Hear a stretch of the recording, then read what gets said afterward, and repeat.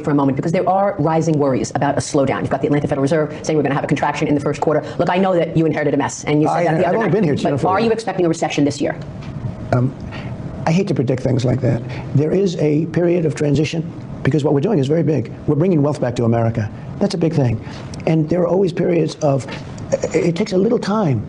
It takes a little time. Can you give us a sense? Trump has always pitched himself as the ultimate deal maker. He's the guy who fights for American jobs and plays hardball with other countries. But the trade wars he's fighting could increase your weekly shopping bill and cause a recession. The last time the US tried this, it helped trigger the Great Depression, wiping out jobs and wrecking the economy. Now, history might be repeating itself. Stocks are already crashing, prices are rising, and if this spirals, it won't just hurt Wall Street, it'll hit you where it matters most, your bank account. Let me take you back to 1930, when I was just a boy. The US government decided to slap massive taxes called tariffs on imported goods to protect American businesses from foreign competition. It was called the Smoot-Hawley Tariff Act, and it turned out to be one of the worst economic mistakes in history. At first, it seemed like it would help. American companies wouldn't have to compete with cheap imports, and more products would be made in the USA. But there was a big problem. Other countries fought back. Nations that used to trade with the US started raising their own tariffs, making it harder for American businesses to sell products overseas. Trade slowed to an absolute crawl. Businesses collapsed and millions lost their jobs. Instead of fixing the economy, it helped turn a regular recession into the Great Depression, one of the worst financial crises ever. Fast forward nearly a century, and Trump has brought back tariffs in a big way.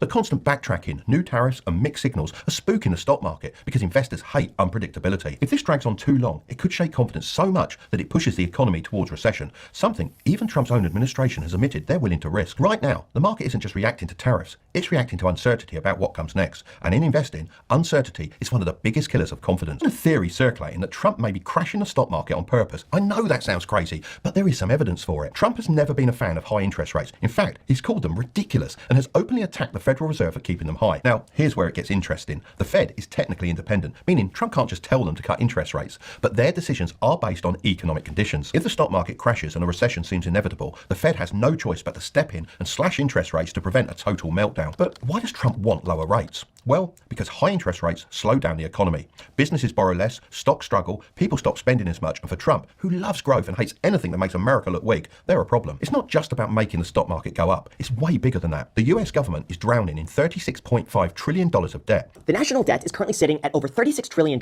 and that number is only expected to keep going higher, which is soon going to cause a lot of problems. Why? Well, when you have a debt this large, you have to pay interest on the debt, and when interest rates are at record lows, paying off the debt is very easy. Like, imagine it to be like a mortgage. Taking out $1 million loan at 0.5% interest is as simple as spending $5,000 a year to keep current on your monthly payments. But what happens when interest rates go up during a time that you're borrowing a lot more money and you've only locked in that record low interest rate for a few years?